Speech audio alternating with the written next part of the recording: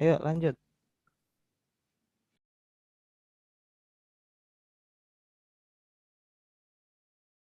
Nggak kelihatan Konsep kah? dasar.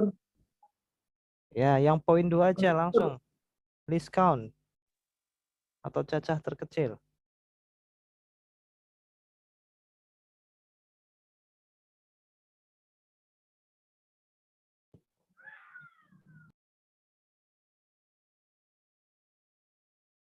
Izin Pak David ngelek Pak. Mute, David. Nah, Izin Pak, yo. izin Pak, saya yang baca sudah Pak. Diskon. Beda terkecil antara dua menunjukkan yang dapat dideteksi pada skala yang tertera pada instrumen. Oke. Semacam dua skala pada contoh di atas. Nomor 1 beda satu skala. Nomor 2. Oke. Oke ya. Cukup jelas ya harusnya. Intinya least count atau cacah terkecil ya. Nilai skala yang dipakai pada suatu alat. Contohnya untuk dua skala yang kita tuliskan di atas ini, untuk yang di atas ini berarti skalanya itu beda skalanya adalah 1, kalau yang di bawah beda skalanya adalah setengah. Intinya gitu ya. Terus poin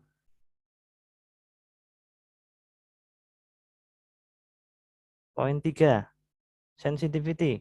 Putra mana Putra? Siapa? Lanjut baca. Mohon izin Pak, Ya. konsep dasar. Sensitif DPK-an. Ya. Bandingan antara gerakan linear jarum menunjuk pada instrumen dengan perubahan variabel yang diukur yang menyebabkan gerakan jarum itu. Contohnya, Ya. suatu izin Pak lanjut atau Ya, lanjut. siapa? Suatu recorder 1 milivolt. milivolt mempunyai skala yang panjang 20 cm, maka GPK-nya adalah 25 cm per milivolt. per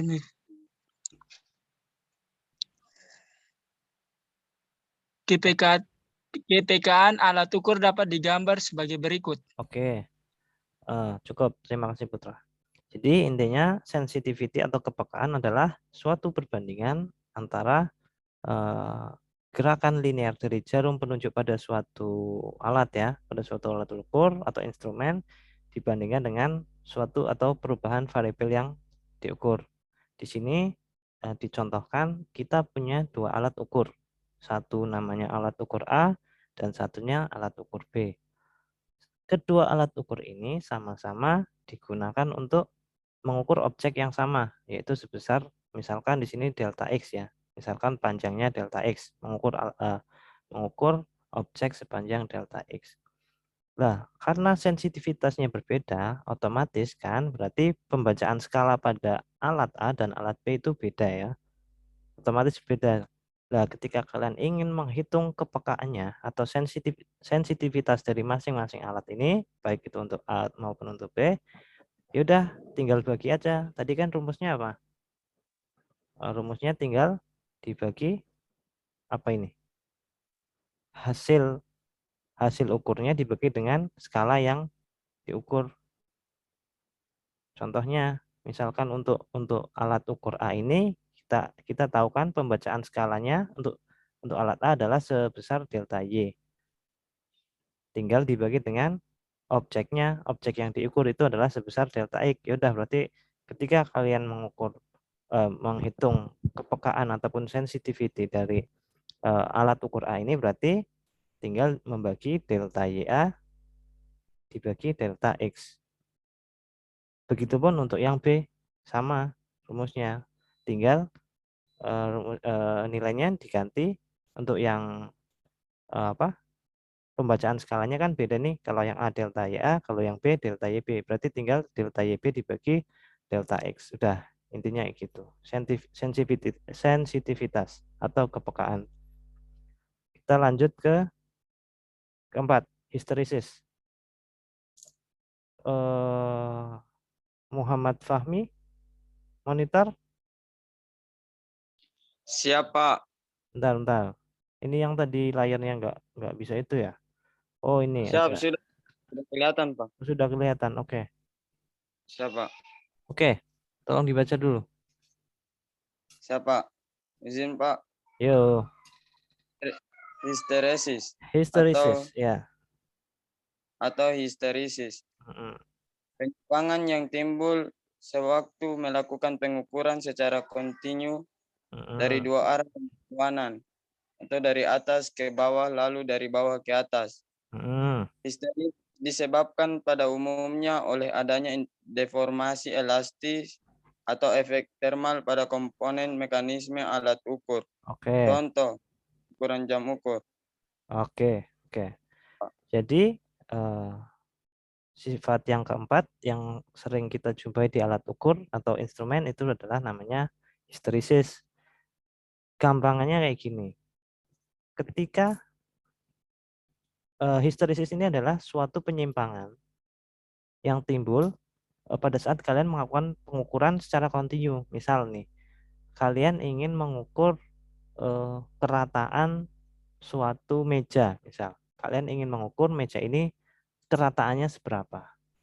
Kalian pakai misal alat ini, namanya adalah jam ukur. Atau nama lainnya dial indikator juga. Ketika kalian geser alat ini dari meja kiri ke meja kanan, itu ternyata semisal ya, jarum panjang menunjukkan angka 90. Namun ketika kalian balik, kalian mengukur kerataan meja itu dari kanan ke kiri, ternyata hasilnya beda. Ada selisih. Nih, bisa dilihat. Delta atau selisih inilah yang kemudian dinamakan sebagai histeresis. Intinya gitu. Intinya ketika kalian mengukur suatu dari misal dari kondisi A ke kondisi B itu nilainya X. Mengukur apapun ya. Dari kondisi A ke kondisi B ternyata nilainya X. Tapi ketika kalian balik mengukur dari kondisi B ke kondisi A, ternyata nilainya beda. Nilainya Y.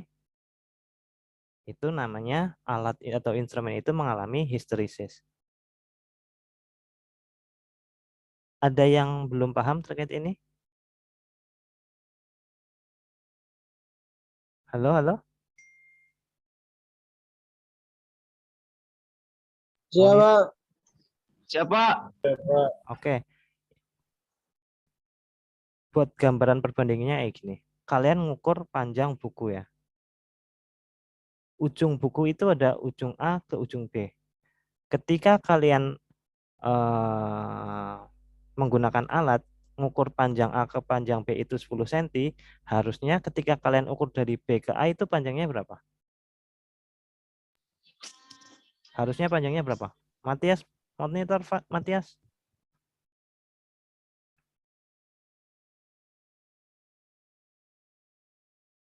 Matias.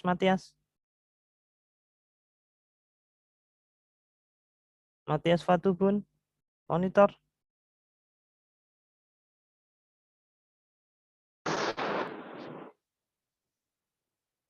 Matias, monitor. Jumpa tidur kah, Bapak?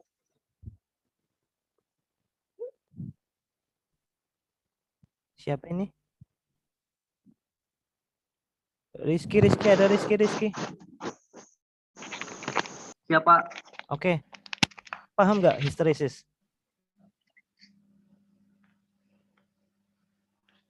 Belum? Sedikit, Kak. Saya tanya. Ketika kamu ngukur panjang ujung buku, satu ujung kamu namakan A, satu ujung kamu namakan B ya. Kamu ukur panjangnya dari A ke B. Panjangnya 10 cm. Harusnya ketika kamu ukur balik dari B ke A itu harusnya panjangnya berapa?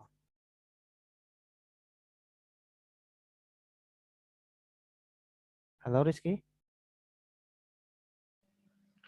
Izin, Pak. Ulangi coba. Ketika kamu ukur panjang buku A, panjang suatu buku ya, dari ujung A ke B itu panjangnya 10. Ketika kamu ukur balik dari B ke A, itu harusnya panjangnya berapa? Masih sama, Pak. 10, Pak. Berarti itu kondisi yang ketika instrumen tidak mengalami histeresis. Kalau suatu instrumen mengalami histeresis itu ketika kamu ukur A ke B itu 10, ukur B ke A itu ternyata mungkin bukan 10 tapi misal 10 lebih. Hal ini sering terjadi misal untuk alat-alat yang digital atau analog juga sering sih. Tapi gambarannya dapat nggak histeresis ini? Intinya kondisi 1 ke 2 dan kondisi 2 ke 1 itu ketika diukur itu beda. Saya mengerti Pak, mengerti Pak. Oke. Intinya kayak gitu ya.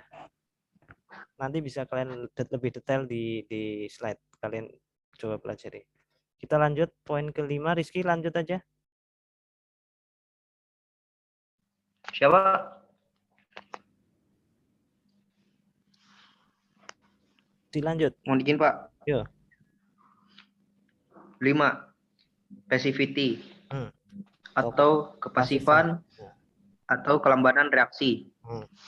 Suatu kejadian di mana suatu perubahan kecil dari harga yang diukur atau yang dirasakan sensor tidak menimbulkan perubahan apapun pada jarum penunjuk. Kepasifan sering terjadi pada alat ukur mekanik. Contoh, pegas yang tidak elastis sempurna. Kemudian pneumatis, pengukur tekanan atau manometer, atau ruang atau volume udara terlalu besar. Oke, penjelasannya kayak gini. Passivity atau kepasifan itu ketika kamu sudah kasih rangsangan ke suatu alat ukur, misal alat ukur, pernah lihat alat ukur gaya Newton meter? Belum ya? Itu bentuknya kayak pegas. Bentuknya kayak pegas, tapi di situ ada skalanya, ada skala kayak di penggaris itu, ada apa garis-garisnya. Tapi nilainya bukan meter, nilainya adalah Newton karena dia alat ukur gaya. Bentuknya kayak pegas.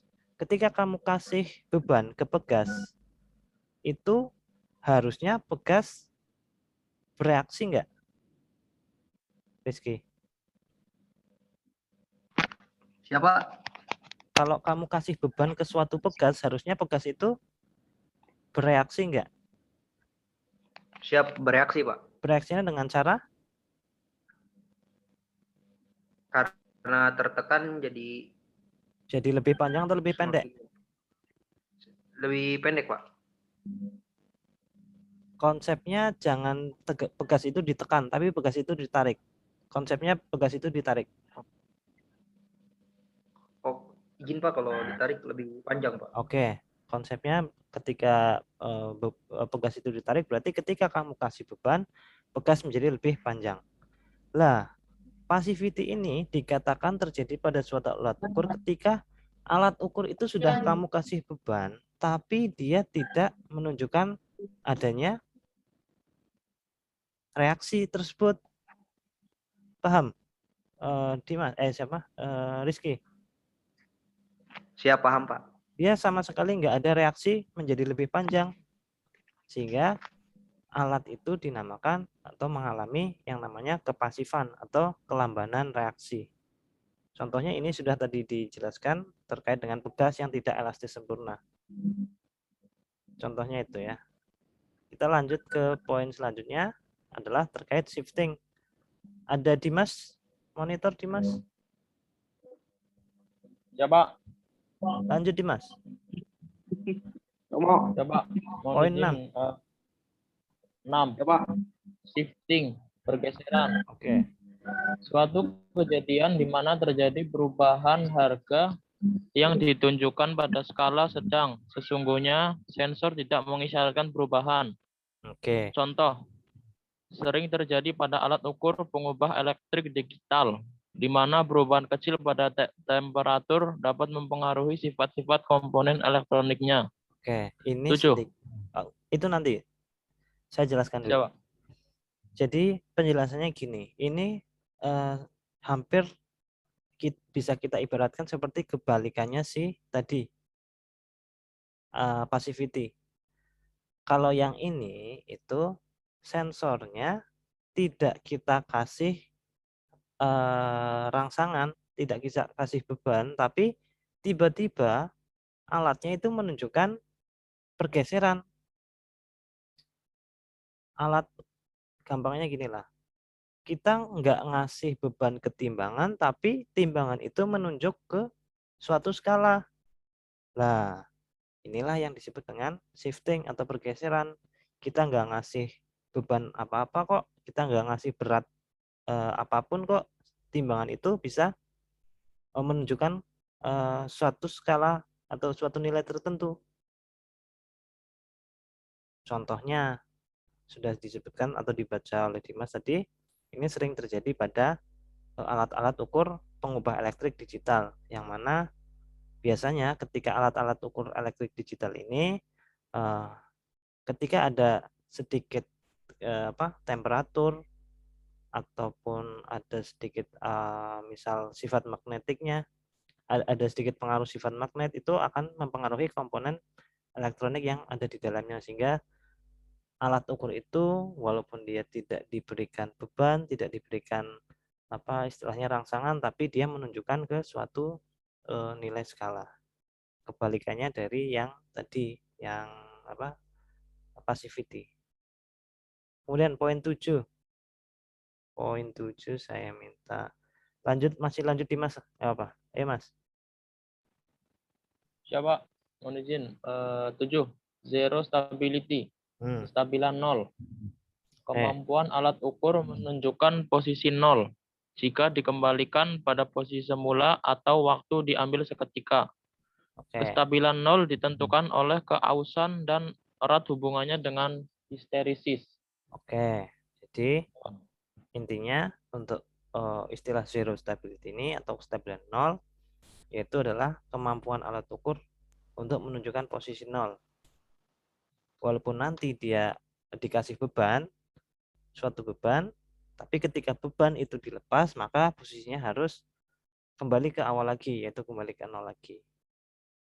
Alat ukur yang bagus ya seperti itu harusnya. Misal timbangan yang bagus kan berarti ketika dia tidak dikasih beban dia 0, dikasih beban dia menunjukkan suatu nilai, ketika beban ditarik atau diangkat, dia harusnya kembali ke 0 lagi. Terus saya minta yang lain. Ferdinand Ambrau. Ferdinand, monitor Ferdinand. Ferdinand monitor. Coba. Oke, poin 8 Ferdinand.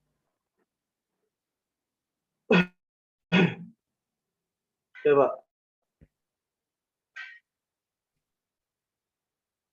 Fitting tengah bang.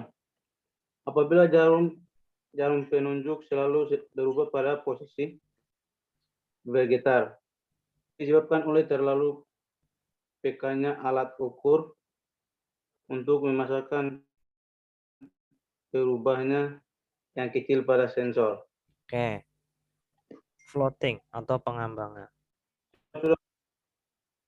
Artinya dalam hal ini apabila jarum penunjuk pada suatu instrumen itu posisinya selalu berubah.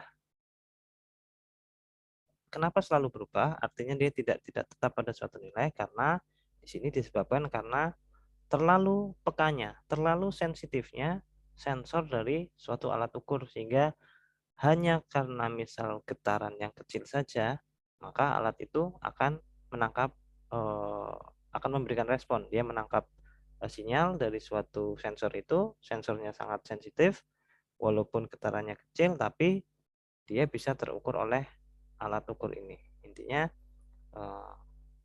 atau bisa juga disebut bahwa kepekaan atau sensitivitas dari alat ini tinggi. Itu istilahnya mirip dengan floating ini atau pengambangan. Oke, poin 9 tolong dibaca, lanjut Ferdinand aja. Siap, Pak.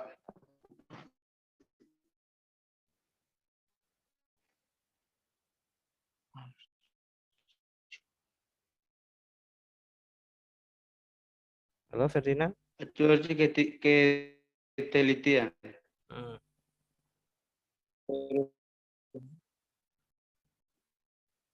Persesuaian antara hasil pengukuran dengan harga sebenarnya dari objek ukur. Harga yang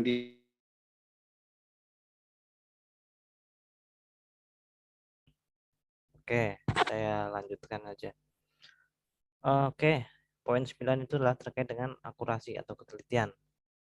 Intinya atau hal ini dapat didefinisikan sebagai persesuaian atau kesesuaian antara hasil pengukuran dengan harga sebenarnya dari objek yang kita ukur tersebut. Di sini kita kasih contoh nilai dari suatu objek itu sebenarnya adalah yang pada garis ini, yang poin A ini. Ini adalah nilai sebenarnya dari suatu objek. Kemudian kita coba ukur objek tersebut dengan alat ukur B, dengan alat ukur B ini, atau dengan pengukuran satu ini. Ternyata itu hasilnya tidak tepat seperti nilai objek sebenarnya itu. Ini ada sedikit selisih, bisa kita lihat di sini itu adalah dilambangkan dengan delta 1. Kemudian kita coba lakukan pengukuran lain dengan menggunakan metode 2. Ternyata hasilnya juga tidak sama persis seperti nilai yang sebenarnya. Pengukuran 2 ini dengan dilambangkan dengan C ini itu ternyata punya selisih lagi. Yaitu selisihnya ada delta 2. Dan kita bisa lihat di sini bahwa delta 1 yang dilakukan oleh pengukuran 1 itu nilainya lebih kecil dibandingkan dengan delta 2, sehingga dalam hal ini dapat kita katakan kalau pengukuran 1 itu lebih teliti dibandingkan dengan pengukuran kedua. Hal ini dikarenakan selisih atau delta yang dihasilkan oleh pengukuran 1 itu lebih kecil dari pengukuran kedua. Jelas ya semua ya? Ini gampang harusnya tadi dipahami. Kalau mau jelas, Pak. Oke, sip. Poin terakhir, precision atau ketepatan. Jelas, Pak. Oke, precision atau ketepatan. Artinya di sini adalah kemampuan pengukuran untuk bisa menunjukkan hasil yang sama dari pengukuran yang dilakukan secara berulang dan identik. Kalau bedanya sama yang tadi itu, kalau tadi kan kita ngukur satu objek tapi alatnya 2. Tapi kalau precision ini itu alatnya 1 tapi diukurnya berulang-ulang. Contohnya di sini saya kasih contoh. Suatu benda itu sebenarnya panjangnya 100 mm. Kemudian kita ukur benda itu pakai suatu alat. Ukuran pertama kita ukur ternyata nilainya terbaca 103. Ukuran kedua kita baca ternyata 105. Ukuran ketiga kita lakukan ternyata hasilnya 104. Yang keempat itu kita ukur hasilnya 103 dan yang terakhir kita ukur pakai alat yang sama ternyata nilainya kembali ke 105. Sehingga dalam hal ini kita dapat simpulkan bahwa ketelitian dari alat ukur ataupun instrumen yang kita pakai ini tidak lebih dari 5%. 5% ini didapat dari mana? Kita ambil dari nilai pengukuran yang paling tinggi. Nilai pengukuran yang paling tinggi berapa di sini? Rojil monitor. Coba. Nilai pengukuran tertinggi yang didapatkan itu berapa? Dari 5 kali pengukuran. Berapa nilai paling tinggi? 105, Pak. Oke, mantap, 105. Untuk mencari ketelitian, kita tinggal kurangkan nilai tertinggi yang kita dapatkan dengan nilai sesungguhnya. Berarti berapa? 105 dikurangi 5, Pak. Siapa? Pak? 105 dikurangi 100 ya, hasilnya 5. Iya, hasilnya 5. Dikali 100%. Dikali 100% akhirnya 5%. Atau presisi atau ketepatan dari alat ukur yang kita gunakan ini ternyata tingkat presisinya kurang lebih sebesar 5%. Jelas ya? Coba. Oke, kita lanjut ke faktor-faktor yang mempengaruhi proses pengukuran. Beberapa faktor yang mempengaruhi proses pengukuran bisa kita lihat di sini. Intinya faktor-faktor yang menyebabkan pengukuran kita itu tidak teliti atau tidak tepat. Yang pertama bisa berasal dari alat ukurnya. Kenapa? Biasanya instrumen itu menjadi tidak teliti, tidak akurat karena misal sensornya aus. Kemudian tadi seperti ada fenomena kepasifan, ada fenomena histerisis, pergeseran, dan sebagainya. Fenomena-fenomena inilah yang menyebabkan pengukuran yang kita lakukan itu menjadi kurang teliti. Kemudian yang kedua adalah disebabkan oleh objek ukur itu sendiri atau benda yang akan kita ukur, yang mana biasanya ini terjadi pada benda-benda yang sulit diukur. Kenapa sulit diukur? Misal karena sangat elastis, atau misal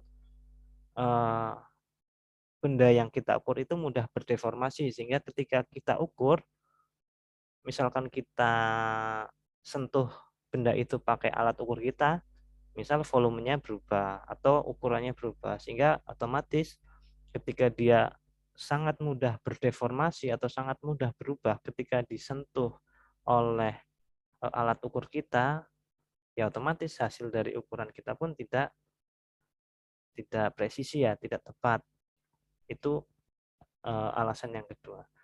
Alasan yang ketiga, yang pertama tadi kan instrumen, yang kedua dari objek atau benda yang kita ukur sendiri, dan yang ketiga ini contohnya adalah dari posisi pengukuran. Misalkan kita ngukurnya kurang tidak berhimpit atau kurang sejajar dengan garis dimensi benda ukur, otomatis juga hasil pengukuran juga tidak akurat, tidak tepat. Terus ada juga konsep yang keempat, yaitu adalah kenapa kita kurang teliti dalam mengukur adalah karena pengaruh lingkungan.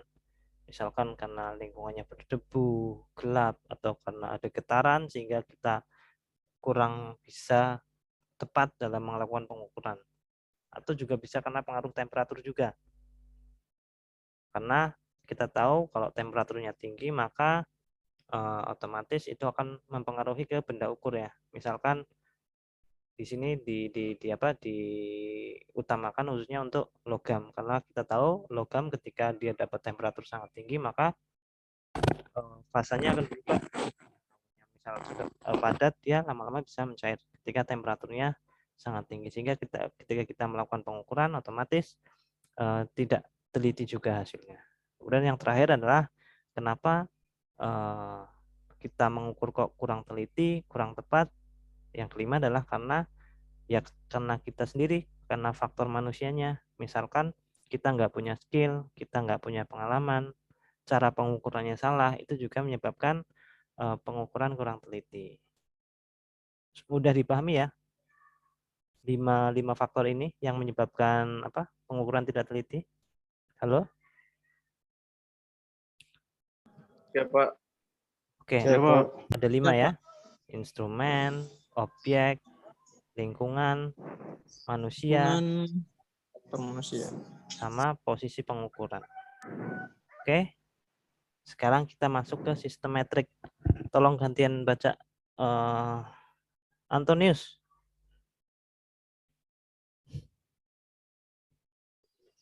Siapa? Oke, sistem metrik.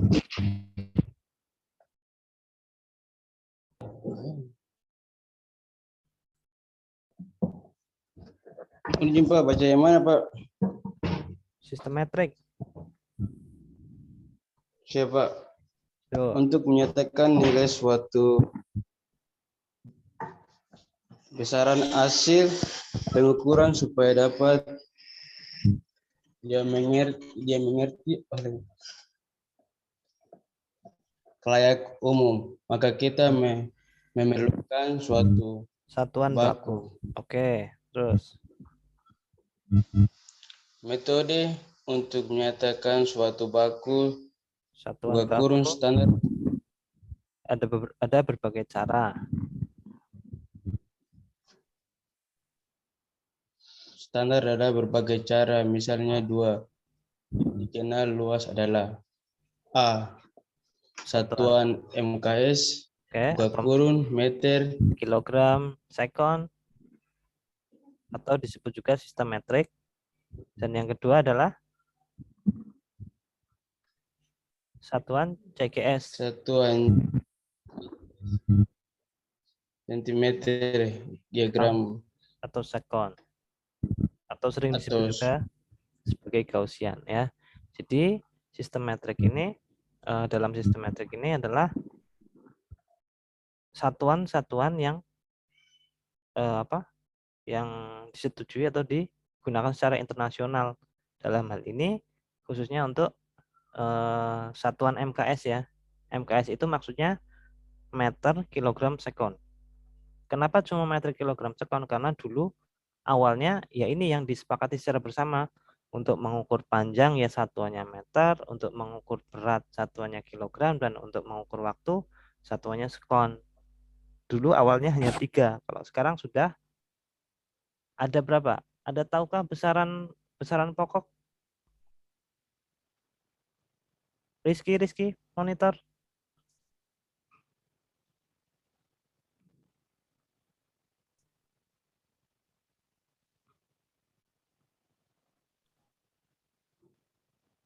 Oh, Asdad, belum saya panggil ini. Asdad, Iya, Pak. ada berapa besaran pokok? Selain meter, kilogram, sekon. Selain panjang, massa, waktu, ada lagi kah?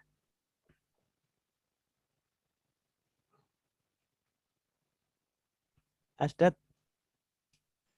Izin Pak, ada apa suhu. lagi? Oke, betul, ada suhu. Terus Putra ada apa lagi Ada kah? kuat arus, Pak. Kuat Oh, arus. bagus. Mantap. Kuat arus. Terus Intensitasnya, intensitas cahaya. Betul. Total itu jumlah zat. iya, betul.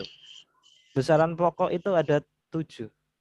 Ada panjang, massa, waktu, intensitas cahaya, jumlah zat, kuat arus, sama apa lagi satu Putra? Jumlah zat, Pak. Jumlah zat. Ya tadi udah. Izin Pak, cuma ada 7, Pak. Iya, 7 ya. Tadi udah 7 ya berarti. Oh, temperatur tadi belum. Ya, oke. Tadi temperatur belum.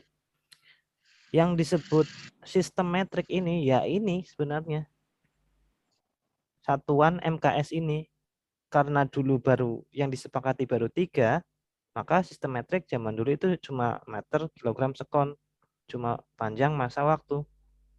Tapi kalau sekarang sudah ada 7, selain meter, kilogram, sekon, atau panjang, massa, waktu juga ada kuat arus, intensitas cahaya, temperatur, sama jumlah zat. Jadi kalau kalian ditanya sistem metrik itu apa, ya ini satuan MKS ini, ya. Tapi nggak cuma 3, itu sekarang juga sudah ditambah 4, jadi 7 total sekarang.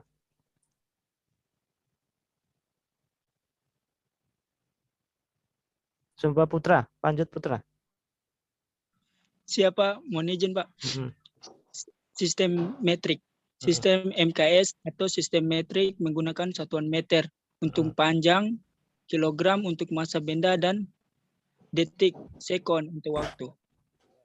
Sedangkan sistem CGS menggunakan satuan kilometer, sentimeter untuk panjang, gram untuk massa, dan detik untuk waktu.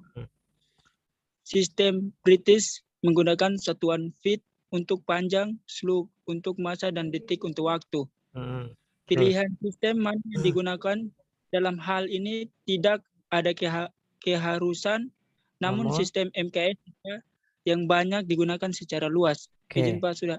Secara umum untuk menentukan pengukuran atau melakukan pengukuran kita biasanya pakai atau ada beberapa sistem yang umum sampai saat ini di dunia. Yang pertama ini sistem MKS atau sistem metrik, kemudian ada juga sistem CGS atau Gaussian ya, tadi kita sudah bahas, dan juga ada sistem lain yang namanya British. Objek pengukurannya sama dalam hal ini. Misal untuk panjang, massa, dan waktu, hanya besaran dan satuannya saja yang berbeda. Misalkan pada sistem MKS atau sistem metrik ini, kalau panjang ya berarti satunya meter, kalau massa kilogram, kalau waktu second. Tapi kalau dalam CGS itu beda. Kalau panjang sentimeter, kalau massa itu gram, kalau waktu itu detik. Ini sama ya, untuk waktu ini sama. Kemudian dalam sistem lain yaitu sistem British ini beda lagi. Untuk panjang itu umumnya digunakan feet, untuk massa itu slug, dan untuk waktu itu detik. Kalau untuk waktu sama semua ya, baik itu sistem metrik, sistem CGS atau sistem British. Nah, sebenarnya tidak ada patokan umum kita harus pakai sistem yang mana, cuma paling umum banyak atau paling banyak digunakan di seluruh dunia itu adalah sistem satuan yang pertama ini, yang MKS atau sistem metrik ini. Paling banyak digunakan di seluruh dunia. Yaitu ketika kita ngukur panjang ya satuannya meter, kalau kita ngukur massa benda ya satuannya kilogram, kalau kita ngukur waktu ya second. Paling umum itu sistem metrik, khususnya yang ini, yang MKS ini dibandingkan dengan CGS maupun British. Kemudian di sini kita bisa lihat meskipun antara sistem MKS dan CGS mirip ya, namun dalam beberapa kajian khususnya untuk bidang listrik magnet itu persamaan yang digunakan ini cukup berbeda. Namun sebenarnya kita dapat mengkonversikan. Jadi nggak masalah ya kita mau pakai MKS, CGS atau British karena memang ketiganya itu dapat dikonversikan. Misalkan dalam MKS kan kita pakai kilogram. Kalau kita mau pakai CGS ya udah berarti tinggal dikonvert ke gram. Berarti 1 kilogram itu sama dengan 1000 gram dalam CGS. Begitu pula ketika nanti mau ke British itu tinggal dikonvert ke slug. Ukuran panjang juga sama. Ketika sistem metrik itu pakainya meter, ketika kita ingin convert atau konversi ke CGS berarti tinggal diubah saja.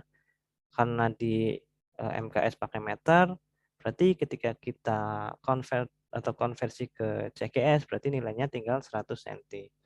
Nah, ketika kita ingin konversi lagi ke British ya udah gampang, tinggal kita konversi ke feet. Nilainya berapa? Kira-kira sekitar 3,281 feet. Jadi nggak masalah mau pakai sistem yang mana, tapi tadi sekali lagi saya bilang paling umum digunakan di dunia sampai saat ini adalah sistem MKS atau sistem metrik ini untuk melakukan pengukuran. Kemudian nah kita masuk ke sini aja langsung. Ini siapa ya? Matias sudah bisa bergabung kah?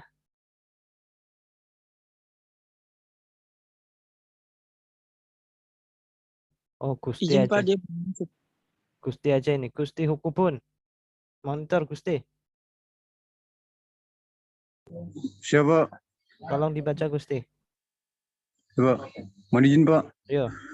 Dengan sistem C ini maka ada 7 besaran dasar pokok dan besaran lain yang dapat diturunkan dari besaran dasar pokok atau disebut besaran turunan melalui persamaan matematik yang sesuai. Oke, intinya sudah tadi dibantu sama Putra juga. Sampai saat ini dalam satuan internasional atau sistem metrik ini ada 7 besaran pokok atau besaran utama.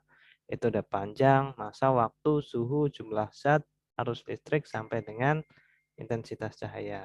Simbolnya sudah ada di sini. Satuannya sudah ada secara MKS, simbol satuannya juga sudah ada. Kemudian sekarang kita masuk sebentar ke besaran turunan. Tolong dibaca Gustaf, belum ada suara nih Gustaf. Gustaf Kupila, monitor. Gustaf Kupila, monitor.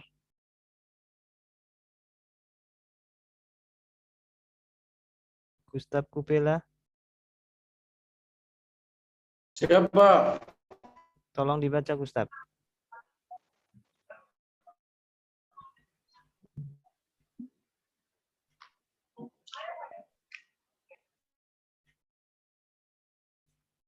Gustaf monitor.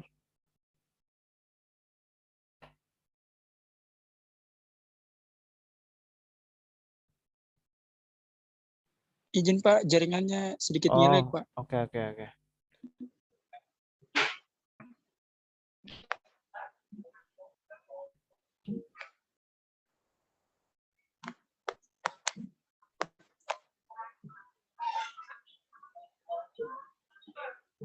Kelihatan kah? Siap, kelihatan Pak. Yo, baca. Sistem metrik Jumlah besaran turunan. besaran dalam hal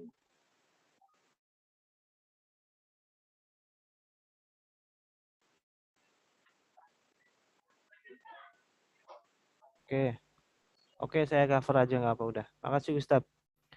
Oke, tadi kita udah bicara terkait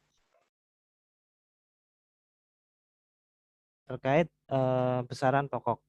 Nah, di samping besaran pokok ternyata ada besaran lain, yaitu adalah besaran turunan, yang mana besaran turunan ini adalah besaran yang diturunkan dari besaran-besaran pokok. Contohnya apa? Contohnya kecepatan. Kecepatan ini termasuk besaran turunan. Nah, kecepatan ini diturunkan dari besaran apa? Kita lihat di sini. Rumus dari kecepatan itu adalah S per T. S itu jarak dan T itu waktu. Otomatis berarti kecepatan ini adalah besaran turunan dari S itu jarak. Jarak itu sebanding atau senilai dengan panjang. Dan juga ada variabel waktu di sini. Berarti besaran turunan jenis kecepatan ini adalah diturunkan dari besaran pokok, yaitu besaran panjang dan waktu.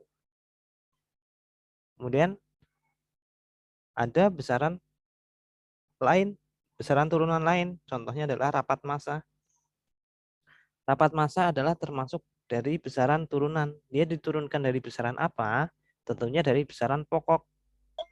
Besaran pokok yang mana? Yaitu adalah ada massa dan ada volume. Kalau volume ini kan nggak secara langsung besaran pokok, tapi dia termasuk dalam besaran pokok khususnya untuk yang panjang. Dalam hal ini rapat massa itu termasuk besaran turunan, khususnya diturunkan dari besaran pokok massa dan juga panjang. Ini adalah beberapa contoh lainnya terkait dengan besaran turunan, termasuk ada luas, volume, kecepatan, percepatan, bilangan gelombang, rapat massa, rapat arus, dan untuk simbol, nama, dan satuannya sudah ada di sini semua. Nanti tinggal kalian pelajari sendiri.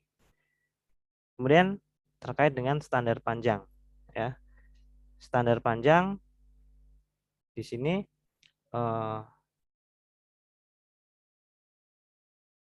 untuk saya coba tanya Dimas. Siapa? Standar satuan panjang itu apa? Tadi kita sudah bicarakan.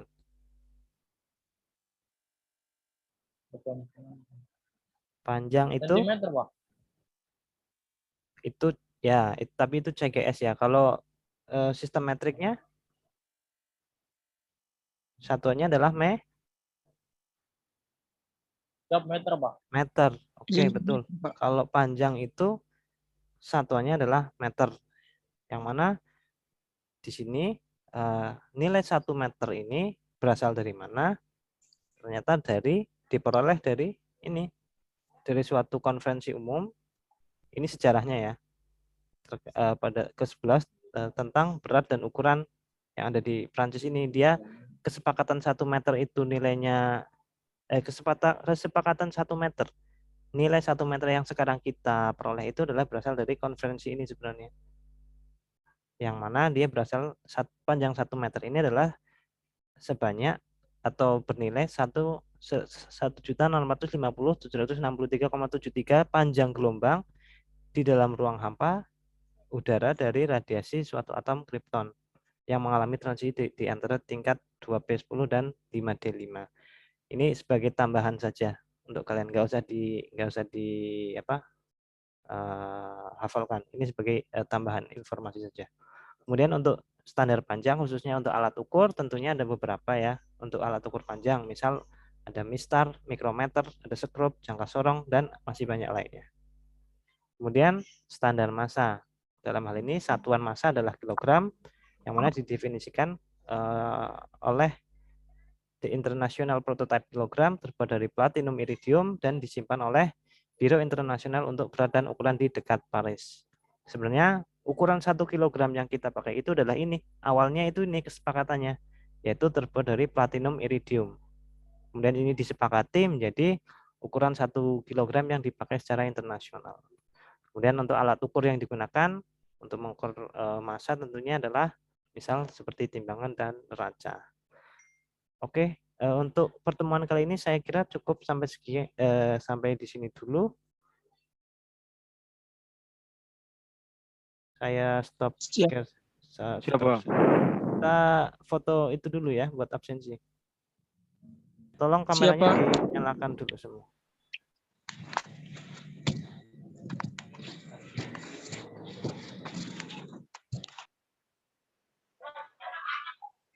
Oke. Kamera nyala semua.